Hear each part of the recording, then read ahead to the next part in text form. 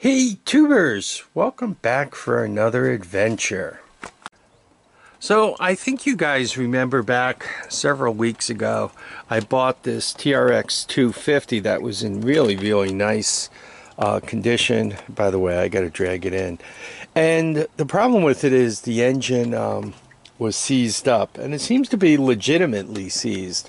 Kind of a surprise, and kind of the first legitimate seize that I've had. All the other ones I've thought were seized turned out to be something else.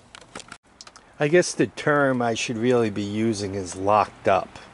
Most of the engines I've been getting lately have been locked up. So once I got the quad now and realized the engine was not going to be an easy fix, that it needed to come off, and it probably was really seized, I started looking around for a motor. You know, that way I could put something right on and fix the other one at my convenience, or discover that it was really no big deal and have a spare, right? Both things are not a bad thing. With that, I started looking at Facebook Marketplace, and I found this engine on there. It had been there quite a while. The guy was after $250 for it, the engine and the whole horde of parts. I think at some point the engine was sitting in there, which is what destroyed the box. Anyhow, according to him, and you always got to take these stories with a bit of a grain of sand,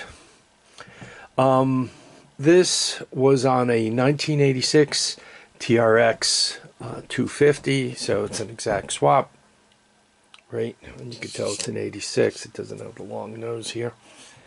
Anyway, some kids had it and they completely destroyed it. The frame was broken in a few places, and it was broken in such a way it was just destroyed. So I don't know if it was used for plowing or what the story was, but he said it was destroyed. But he said the engine was perfect, ran beautifully, started right up, ran like no tomorrow, frame destroyed.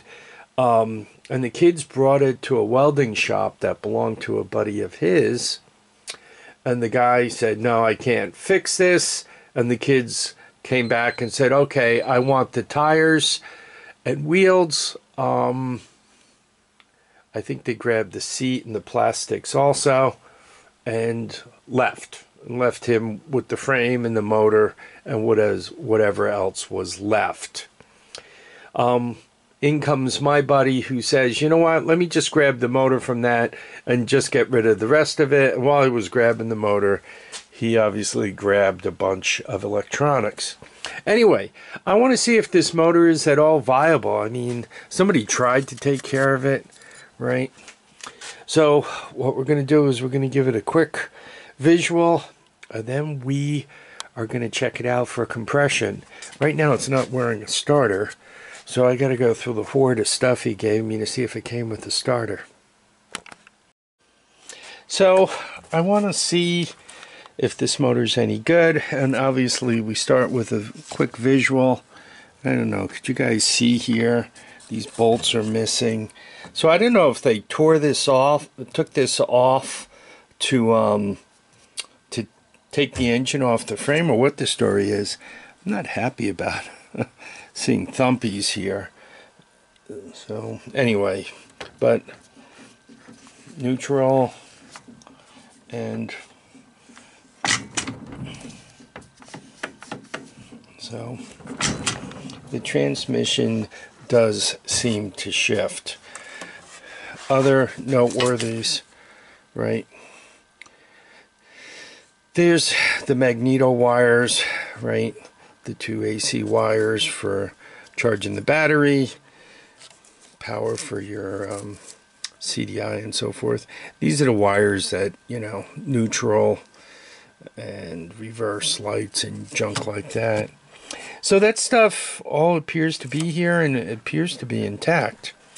If you take a quick look at the intake, right? Well, it looks pretty good. The exhaust looks pretty good. So let's take a look at the plug, see what it looks like. So it's a Champion spark plug. Never my favorite. But it looks like it was running good, right? Doesn't look like it was burning oil, right? Not all coated. Doesn't even look like there are that many miles on the plug. But it is a newer plug, and it has been run on it. Once again, it's not all black with the soot of oil. Let's put the old kickstart to use.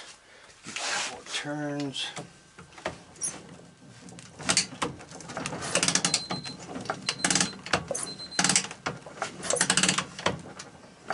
Who needs an exercise machine?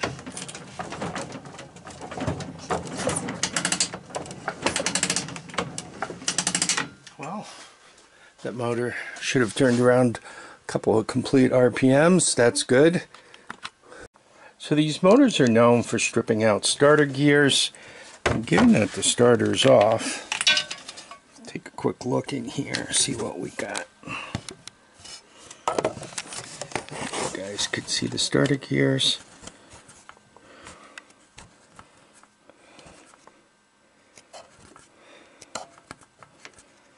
Anyway, I spent several minutes doing this, and all the gears are like brandy new, no problem. And I don't have to take the whole front of this apart to determine that. I was able to look right in there, so I'm happy. All we need to do is find the starter, and we can see if this motor will go round and round. So this engine came with a whole horde of starters, 4 of them. I don't know, that's what the sticker says on this one. It's not the right one, right? And then you got this guy.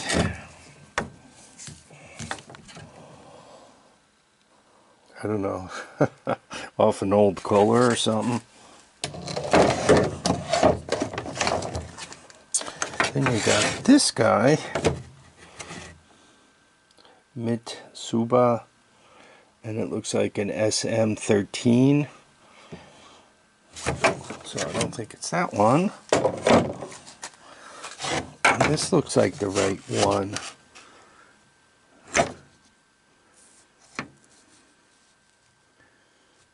Right, ND.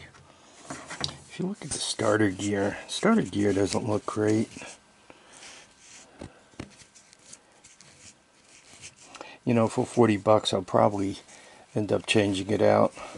I don't know if it's any good. Let's see. Well, let's see if the starter's any good. Right, ground. Do a little arc welding here.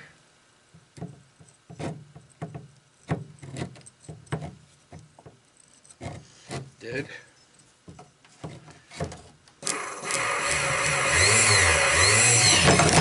Ooh, wire gets hot.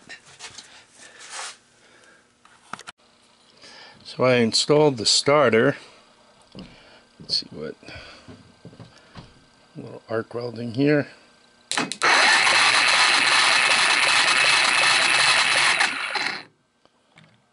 Starter gears sound like a dying washing machine, but it does go round. Next up, a compression check. Alright, let's see how we do.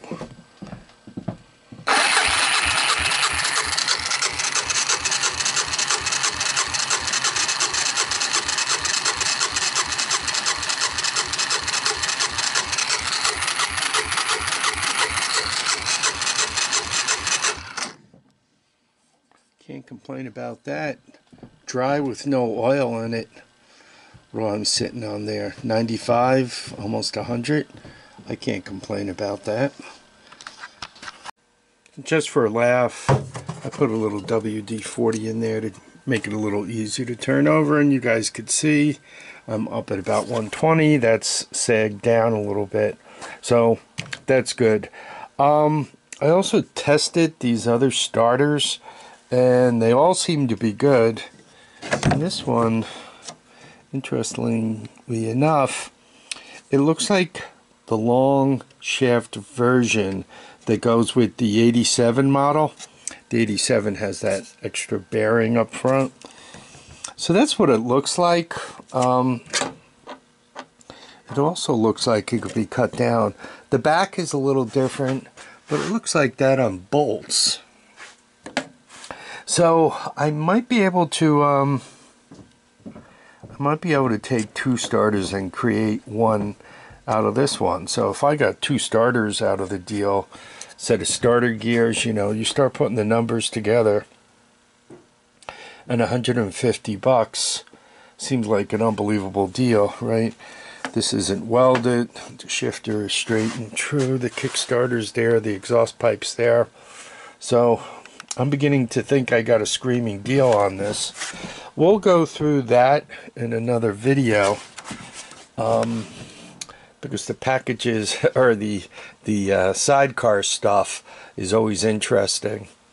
As a matter of fact, one of my buddies recommended for the other deal that's still at my feet here, right? It's still crowding me. He recommended that I go through it in a little more detail, particularly the stuff in the boxes, to see what kind of goodies I was given, and I'm going to do that. You'll see that video shortly. So in the meantime, it looks like I got an engine here, and I just need to drag this up to the upper garage, clean it out enough so that I can work in there, get the heat fired up, get the place up to 50 degrees or so, and we should be able to smash this on, get the plastics on, get a good battery into it. Then I'm set, right? I got the TRX250 1986 vintage with the mint plastics will now have a nice motor, and we should be all good. We should all be ready to go. One question I do have to ask, and some of you guys are swapping these motors all the time, do you think they pulled this thing to swap the motor? I mean, that's just a kind of a guess on my part. But if you go through the geometries, the rear end is kind of fixed, and if you pull all the motor mounts and all, right, you gotta really get that motor moved forward to get this to slide off, right? You gotta move forward like a full inch. So I don't know if they yanked this to make their lives easier or not. Also, when it comes to swapping the motor, are there any tricks? Or my view is it's just work. But maybe you guys could say, oh yeah, man, make sure that you do the following. It'll make life a lot easier. I know on the three-wheelers, the 200cc ATC 185 200, it's always easier if you hang the top first. You don't tighten it up, but you just get the engine hung from the top, and then you could kind of shimmy it about to get the holds for the frames lined up. So that's one trick I know about that. If anybody has a trick for the TRX 250 or the ATC 250 ESSX,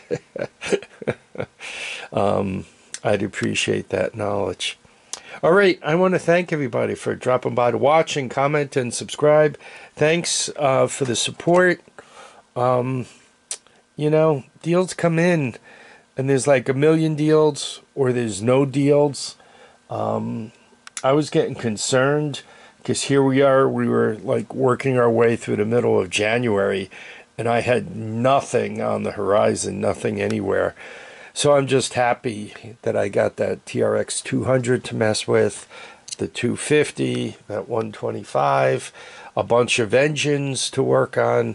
So I got some good stuff coming, and we're getting snow and cold and so forth. I'd like to get the 4Trax 300 4x4 out for a ride out in the woods. You know, get it out there in the deep outback. So there's something else to look forward to. Anyway, I want to thank you all for dropping by to watch and comment and subscribe once again. Please remember, feet down, heads up, and make sure you all get out and enjoy each and every day. Bye now.